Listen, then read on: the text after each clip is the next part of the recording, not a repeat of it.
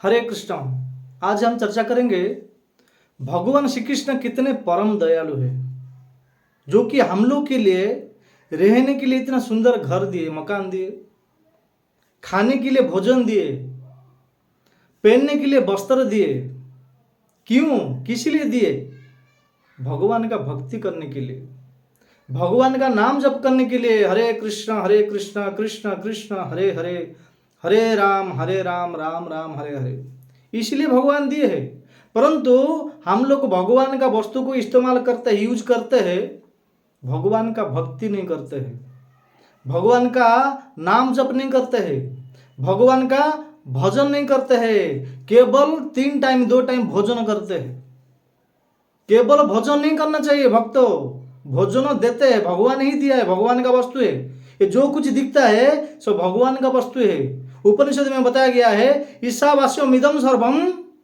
इस भगवान कहते हैं ये वो जितना भी सब है ये मेरा है। ईशावास्यम इदम सर्वम, सब कुछ मेरा है। केवल भोजन मत करो, भजन भी करो। संसार के लोग केवल भोजन का चक्र में रहते हैं। सुबह उठते हैं भोजन करते हैं, शाम को भी भोजन करते हैं। ये भोजन किस लिए करते हैं? भोजन करने के लिए ही भोजन किया जाता है। भक्तों, अगर हम लोग को भोजन नहीं करेंगे, हाँ, हमारा पेट में नहीं रहेगा कुछ, और न खाना नहीं रहेगा, तो हम लोग क्या भोजन कर सकते हैं? भोजन पेट में रहेगा तो ही भोजन कर सकते हैं। इसलिए सबका पेट भरा रहता है, सबका पेट भरा हुआ रहता है, भोजन करते हैं। और कुछ लोग तो मैं देखता हूँ घर से भोजन करके जाते हैं, जब भी बाहर कुछ होटल दिख जाता है तो होटल में चले जाते हैं। बाहर गाड़ी में भी जो लगता है ना, वो भी चले जाते हैं, वो भी भोजन करते रहते हैं। परंतु आज का डेट में सारे संसार के लोग को देखा जाता है केवल भोजन ही करते हैं, भजन नहीं करते हैं। और भजन करने का एक तरीका है, हाँ, कुछ भी करो। भगवान कहते हैं जो भी कुछ करना है, जैन केन प्रकारेण मन कृष्ण निवेश है। जो भी कर्म करो, जो भी जमीन में हो, खेती में हो, ऑफिस में हो, बिजनेस हो, सब कुछ करते हुए मेरा भजन कर सकते हैं। कुछ लोग कहते हैं हम लोग भजन करने के लिए समय नहीं है, टाइम नहीं है, तो भजन कर सकते हैं। हम लोग के लिए 24 घंटा दिया गया है, उसमें से हम लोग समय निकाल के हम भजन कर सकते हैं। इसलिए तो भगवान भोजन दिया है। भगवान कहते हैं भोजन में दिया है, भोजन करो, परंतु भोगी की तरह नहीं, योगी की तरह।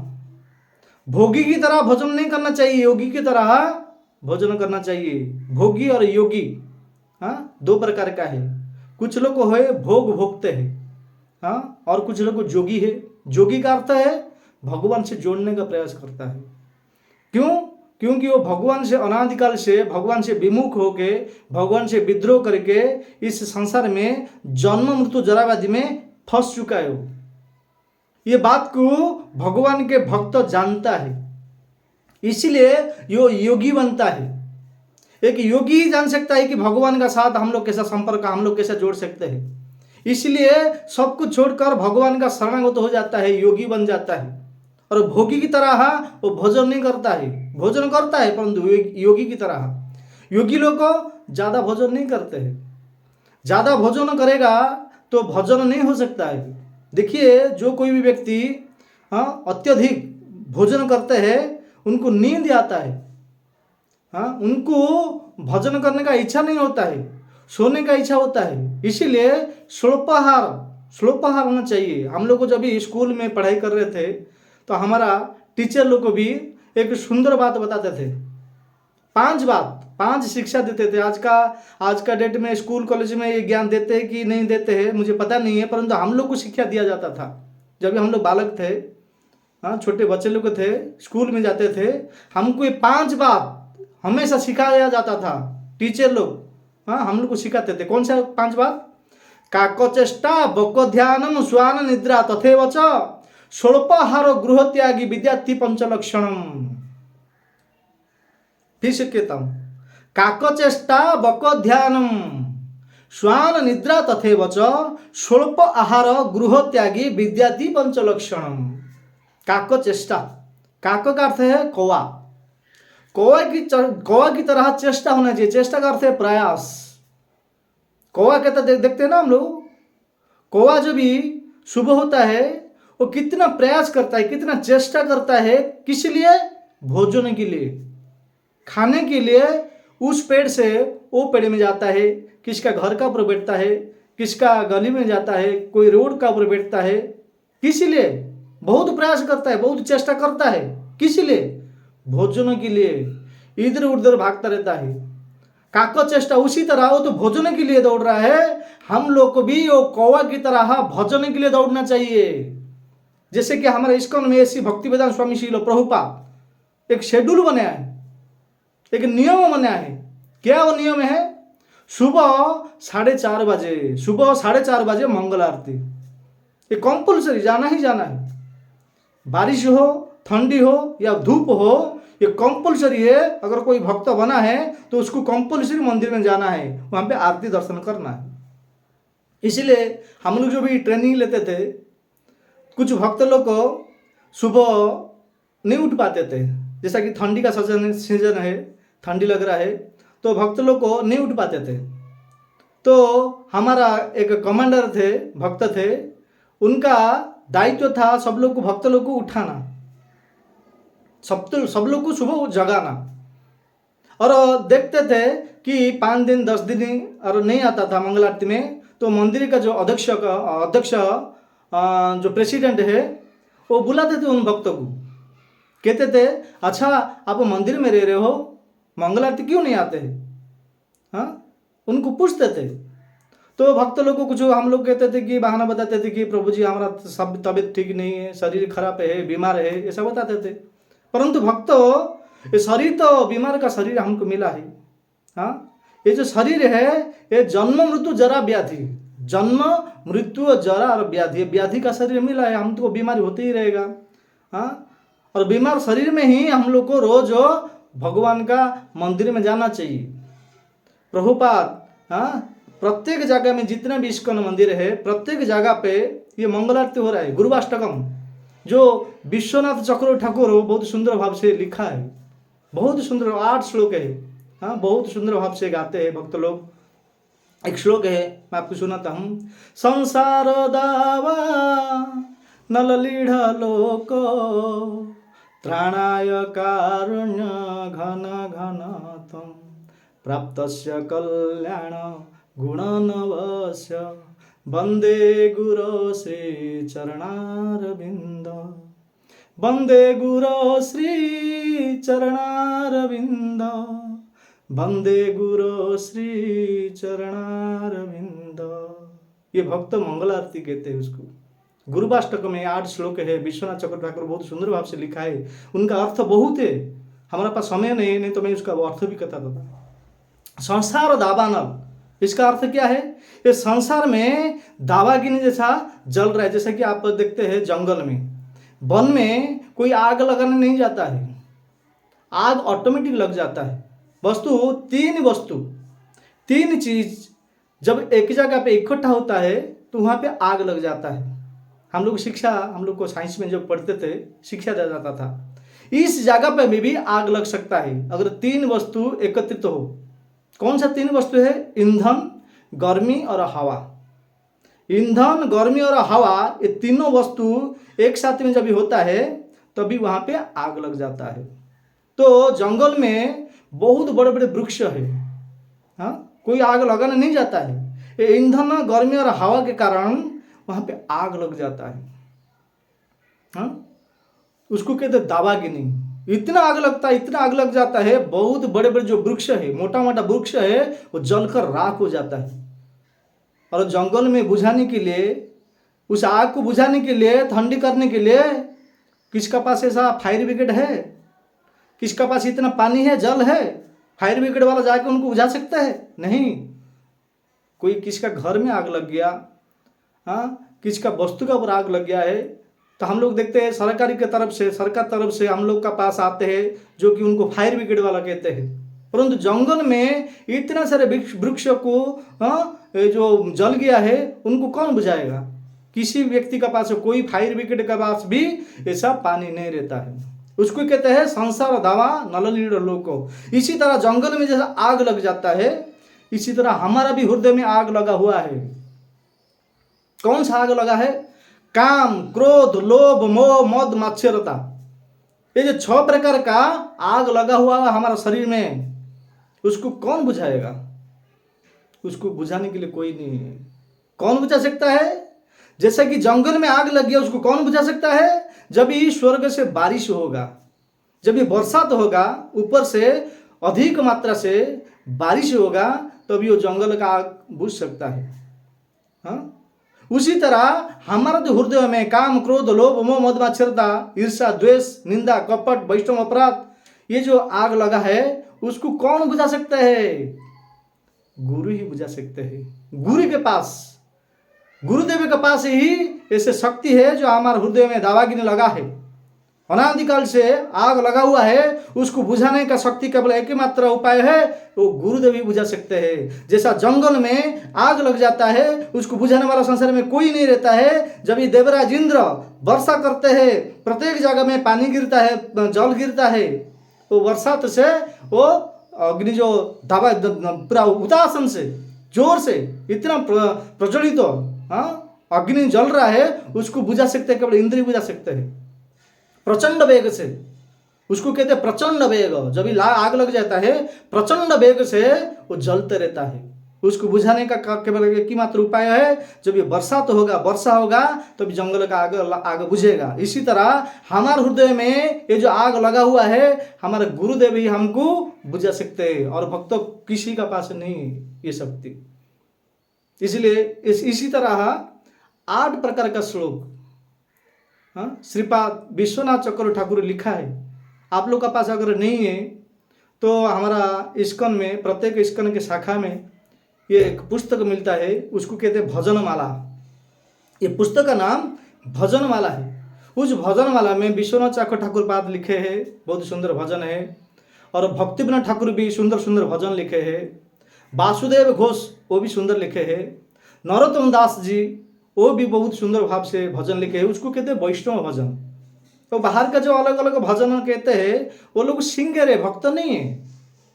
बाहर के लोग जो है भजन गाते, अच्छा अच्छा सुंदर सुंदर भजन गाते हैं, परंतु भक्त का मुख से सुनना चाहिए। भक्तों, वो भक्त नहीं है, वो सिंगर है। वो शराब पान करते हैं, सिगरेट पीते हैं, चरस पीते हैं, सब कुछ मांस, मच्छी, अंडा सब खाते हैं।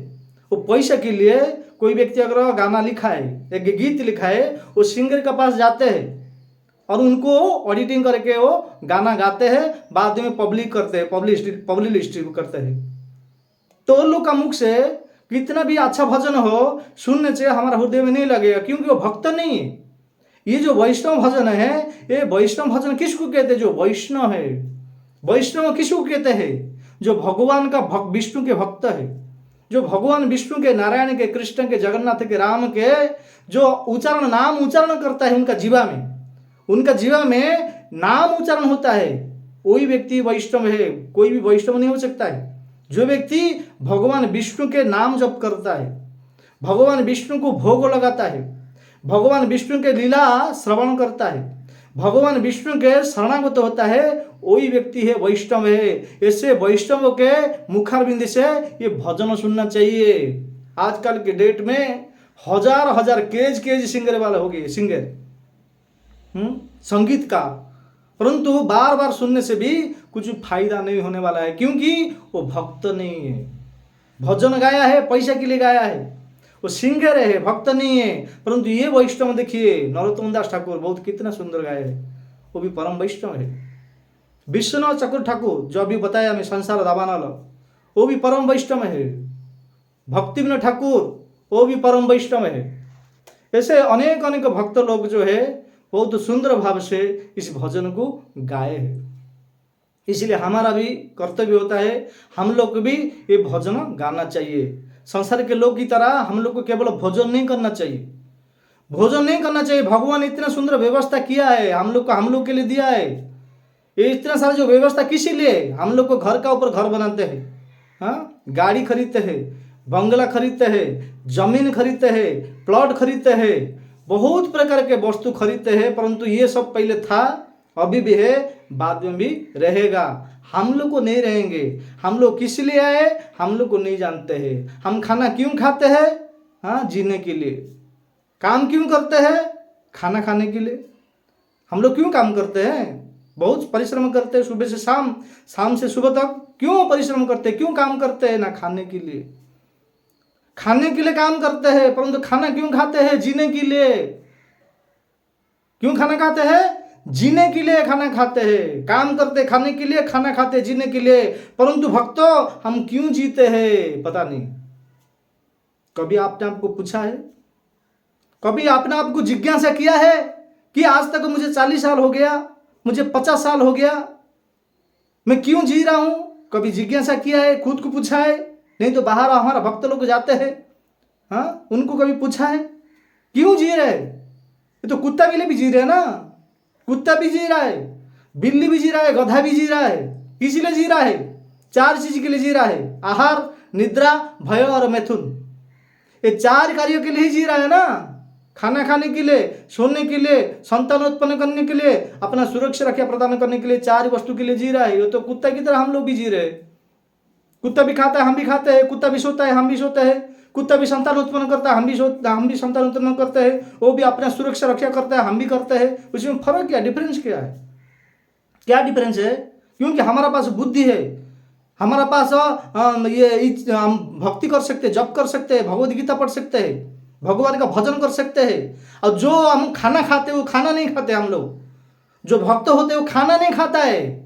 वो खाना को भगवान का चरण में, भगवान को ऑफरिंग करता है, भगवान को भोग लगाता है, भगवान का विग्रह लेता है। अगर विग्रह नहीं है, घर में फोटो रखता है, भगवान का पास जाता है, कुछ अन्न जो कुछ बनाया है, जो कुछ भगवान से प्राप्त हुआ है, भगवान का पास लेके जाता है। उनमें तुलसी का पत्ता डालता है, भगवान को प्रेम से श्रद्धा से जल भी देते हैं, भगवान को प्रार्थना करते हैं, प्रभु हम तो बहुत बड़े योगी नहीं है, मुझे कुछ भी मंत्र तंत्र पाठ कुछ भी पता नहीं प्रभु जी, परंतु आपको मैं श्रद्धा से ये थोड़ा सा जल देता हूँ, हाँ, आपको श्रद्धा से थोड़ा सा अन्न भोग लग गया है, हे प्रभु आप ग्रहण कीजिए, स्वीकार कीजिए प्रभु जी। हाँ, तो ऐसा बोलेंगे, प्रार्थना करेंगे, निवेदन करेंगे, तो स्वयं भगवान हमारा श्रद्धा से वो भोजन करेंगे भक्तों। अगर नहीं होता, नहीं भगवान देखिए, भगवान अगर ये भोजन नहीं किए होते तो भगवद गीता में क्यों बताया? भगवद गीता में क्यों बोले? कौन बोले, क्या बोले? अर्जुन को बोले भगवान श्री कृष्ण, बताए क्या है? पत्रम पुष्पम फलम तोयम यो मे भक्त्या प्रयच्छति तदहम भक्त प्रहत अस्नामि प्रयत आत्मनः। हे अर्जुन, पत्रम पुष्पम फलम और तोयम, ये 4 चीज मांगा है कृष्ण ने हम लोगों से। 4 चीज मांगा है, 4 वस्तु भक्तों से केवल मांगा है। भक्त जो भक्त है उनका हाथ से ही भगवान ग्रहण करते हैं। वही भगवान का जो शरण में, चरण में सिलेंडर हुआ है, संपूर्ण भाव से भक्ति किया है, उनका हृदय श्रद्धा है, उनका ही भोजन को भगवान स्वीकार करते हैं। नहीं तो अभक्त है, करोड़पति हो, कोई भी हो, उसका हाथ से नहीं लेने वाला है। श्रद्धा से, प्रेम से अगर भगवान देते हैं, इसलिए तो कहते हैं पत्रम पुष्पम फलम तोयम यो मे भक्त्या प्रयच्छति तदम भक्त प्रहत अस्नामि प्रयत आत्मना। हे अर्जुन, जो कोई भी व्यक्ति मुझे थोड़ा सा पत्ता देता है, तुलसी का पत्ता, पत्रम पुष्पम फूल थोड़ा देता है, फलम देता है, और कुछ भी नहीं है तो जल थोड़ा देता है, परंतु श्रद्धा के साथ देता है, मैं उसको ग्रहण करता हूँ। इसलिए हमारा जो जितने भी भक्त लोग हैं वो खाना नहीं खाते हैं, उस खाना को भगवान से भोग लगा लेते हैं, तो प्रसाद हो जाता है। प्रसाद खा के शरीर का अनादिकाल का जो पाप है वो पाप को मिटा देते हैं। क्यों? सही अमृत पाओ, राधा कृष्ण गुण गाओ, प्रेमे डाको श्री चैतन्य निताय। कहते हैं ना, महाप्रसादे गोविंदे नामो ब्रह्मणे वैष्णवे शुल्प पुण्य बताओ राजन विश्वास नैव जायते। हाँ, भगवान के जो हमारा वैष्णव लोग है, जो कुछ मिलता है भगवान को भोग लगाता है, उसके बाद जो वैष्णव है, जो परम वैष्णव लोग है, भक्त लोग को बाद में उनको अर्पण किया जाता है। महाप्रसादे गोविंदे, ये गोविंद को सबसे सर्वप्रथम गोविंद को अर्पण किया गया है भगवान को। गोविंद का अर्थ है कृष्ण, राधा और गोविंद, जहां पे विग्रह है महाप्रसादे गोविंदे, सर्वप्रथम राधा गोविंद को अर्पण किया जाता है, बाद में नामो ब्रह्मणि वैष्णवे, भगवान भगवान राधा और कृष्ण का जब भी भोजन समाप्त होता है, भोजन किए करते हैं, उनके बाद वैष्णव को दिया जाता है। परम वैष्णव जो सीनियर है, हम लोग जो सीनियर है, वैष्णव लोग को दिया जाता है। बाद में घर में आता है, उसको प्रसाद रूप में पाते हैं। जो प्रसाद पाते हैं उनका सारे पाप विनष्ट हो जाता है। भगवान भी गीता में कहते हैं, यज्ञ सिन्ह संत मुच्छन्ति सड़ के विषय भुजनते थे तो घ्य पापा या पचनते आत्मा करणात्। हे अर्जुन, जो व्यक्ति मुझे अर्पण करता है, जो कुछ मिलता है मुझे अर्पण करता है, उसका सारे पाप विनष्ट हो जाता है। और जो कोई व्यक्ति शरीर को परिपोषण करने के लिए ही खाना पकाता है, वो तो पाप ही खाता है, पाप ही खाता है। तो हम लोग वो पापी है। हाँ, बाद में पाप खाएंगे तो क्या होगा, हम लोग महापापी हो जाएंगे। पहले से तो पापी थे, अभी फिर जो कुछ मिल रहा है भगवान को भोग नहीं लगाते हैं। हाँ, केवल भोजन करते हैं, 3 टाइम 4 टाइम भोजन करते हैं, भगवान को भोग लगे नहीं लगाते हैं। तो भगवान को अगर भोग नहीं लगाया तो प्रसाद कैसा हुआ? अगर प्रसाद नहीं हुआ तो हम लोग भोजन करते हैं, तो क्या हमारा शरीर में जितना भी पाप है वो पाप दूरीभूत होगा? नहीं होगा भक्तों। इसीलिए हमको जो कुछ मिला है भगवान को भोग लगाना चाहिए। भगवान को भोग लगाना चाहिए, बाद में हम लोग को प्रसाद के रूप में पाना चाहिए, तभी हमारा शुद्ध होगा। इसीलिए कहने का तात्पर्य है कि भगवान परम दयालु है। पहले के लोग के पास इतना सुंदर व्यवस्था नहीं था। हाँ, इतना जो सुंदर व्यवस्था हम लोग के लिए किए है, कौन की दिए? भगवान दिए, भगवान का वस्तु है ये सुंदर व्यवस्था। रहने के लिए घर है, खाने के लिए भोजन है, कपड़ा पहनने के लिए बहुत सारे कपड़ा है, वस्त्र है और इत्यादि सब कुछ है, भगवान ने दिया है। परंतु भगवान का हमें भजन नहीं कर, हम लोग भजन नहीं कर रहे, केवल भोजन ही कर रहे, 2 टाइम 3 टाइम